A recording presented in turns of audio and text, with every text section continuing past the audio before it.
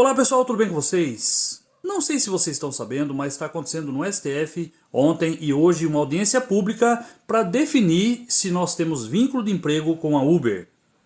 São 92 entidades que estão dando ali os seus esclarecimentos, os seus posicionamentos sobre a Uber, sobre essa relação de trabalho, se há vínculo ou não. Tudo isso vai servir de subsídio aos ministros do STF para que eles definam e decidam se nós temos vínculo. Eu vou postar para vocês aqui alguns trechos, mas se vocês quiserem ver na íntegra, só me acompanhar lá no Instagram, @falandodeapps, lá tem tudo na íntegra. Aqui alguns trechos, os principais, para que vocês possam analisar também. Certo é que eu deixei inclusive ontem na nossa live, vou deixar também o link aqui para vocês acompanhar, sobre o meu posicionamento de tudo isso. É óbvio que a gente tem vínculo sim, e a gente precisa ter os nossos direitos. E eu defendo que a gente tenha liberdades com direitos, e isso não está acontecendo. Basta você ver aí a subordinação que a gente tem à Uber. Então, meu posicionamento é esse, tá aqui na live também, falei tudo sobre isso, e eu vou pedir para vocês acompanhar. Vejam alguns trechos, depois comentem o que vocês acham disso. A Uber, ela não é uma plataforma digital. A Uber, ela é proprietária de uma plataforma digital. Plataforma digital é uma infraestrutura utilizada pela empresa que permite com que ela organize e programe o desenvolvimento da sua atividade econômica. Ou seja, plataforma digital é uma máquina, é um artefato técnico. Sendo assim, o foco do debate deve ser a relação que ocorre entre a Uber, enquanto um agente econômico que utiliza a plataforma digital como um instrumento, e os motoristas. Além disso, é fundamental que a gente compreenda o setor econômico no qual a Uber atua, qual que é a sua real atividade econômica. Ela afirma que ela é uma empresa de tecnologia e uma mera intermediária. Contudo, isso está muito distante da realidade. Ninguém abre o telefone celular e acessa o aplicativo da Uber para comprar uma tecnologia, para procurar um motorista específico, até porque essa possibilidade ela não existe. O que os clientes buscam vai ser a prestação do serviço de transporte, que é o que é oferecido pela empresa. Não é à toa que existe a opção de avaliar o trabalhador ao final da corrida, porque isso serve para que a empresa verifique se a corrida foi prestada e realizada nos exatos parâmetros em que ela pretende que seja. Eu estou aqui hoje para expor um grave problema, a realidade dos motoristas de aplicativo, que, invisibilizados por um discurso de inovação, eles enfrentam na prática uma rotina de exploração e precarização, vivendo uma falsa autonomia mascarada por uma tal liberdade que é a mesma que tem um passarinho de voar dentro de uma gaiola.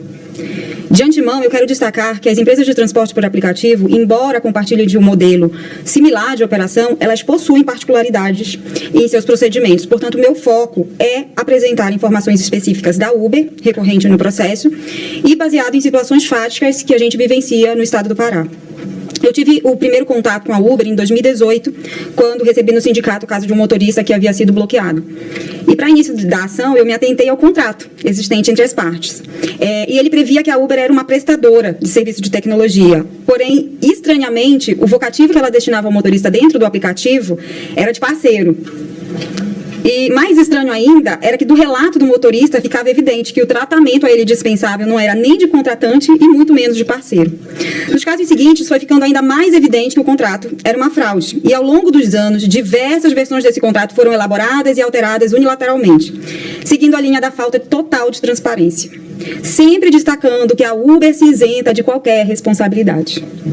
Um aspecto comum em todas as versões é a cláusula que permite à Uber modificar os termos a qualquer momento, sem consulta prévia ou negociação com os motoristas. O fato é que, independente do que consta no contrato, como muito bem apurado pela Justiça do Trabalho, na análise da reclamação trabalhista de origem, as situações apuradas pelo Sindicato do Pará também comprovam que a relação consiste em uma relação de trabalho por prazo indeterminado, no qual o motorista não pode trabalhar com total liberdade e independência. A dependência do motorista em relação à Uber, ela é prevista em lei, na Lei Federal 13.640 de 2018, conhecida como a Lei do Uber, que, de acordo com essa legislação, o transporte privado remunerado de passageiros é exclusivo para usuários previamente cadastrados nas empresas detentoras de plataformas digital. Isso demonstra que o motorista não tem carteira própria de cliente e, para operar legalmente, ele precisa estar vinculado ao Uber, pois realizar transporte de aplicativo fora da plataforma é crime de transporte ilegal de passageiros, conforme o artigo 11b da referida lei. No que diz respeito ao controle, destaca-se que o controle realizado pelo algoritmo, ele é algo sem precedentes.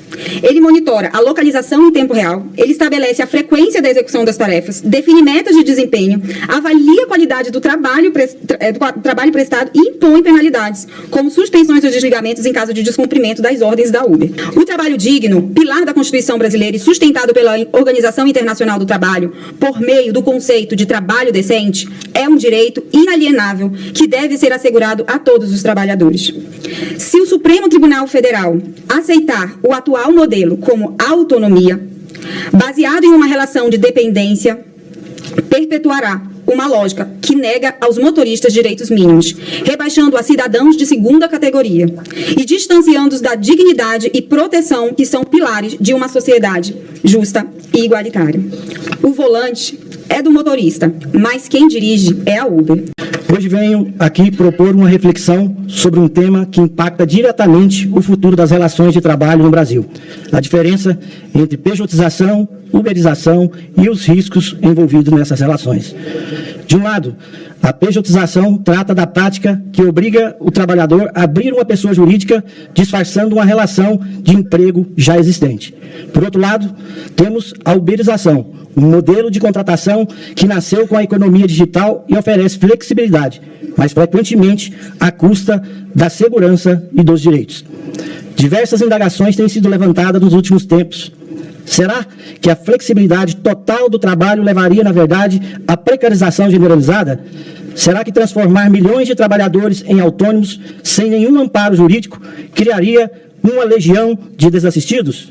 Na realidade, a flexibilização total e restrita não é a segurança jurídica almejada pelos trabalhadores autônomos, porque favorece tão somente ao poder econômico maior. Minha posição, enquanto deputado federal e presidente da Frente Parlamentar em Defesa dos Motoristas e Motoentregadores por Aplicativo, é clara. O fortalecimento da nossa economia não se faz à custa da supressão de direitos, mas sim pelo incentivo à inovação, à produtividade, à liberdade e pela valorização do trabalho digno. Um trabalhador autônomo legítimo deve ser incentivado e protegido com amparo legal justo, e é para isso que estamos trabalhando no Parlamento. Não tem sido uma tarefa fácil, mas só conseguiremos alcançar nosso objetivo dando voz e espaço para aqueles que, de fato, vivenciam na pele essa honrosa atividade, essencial à mobilidade urbana no nosso país. Dito isso, gostaria de usar meu espaço de fala para lamentar a ausência na data de hoje da representação de mais motoristas e motoentregadores, associações, federação de associações e representantes eleitos desses profissionais que tanto nos ajudam a auxiliar na frente parlamentar para garantir a pluralidade de ideias e enriquecimento do debate. Em nome da frente parlamentar, expresso nossa profunda preocupação com as reiteradas tentativas de determinados setores de comprometer a autonomia dos motoristas e motoentregadores que atuam em plataformas digitais.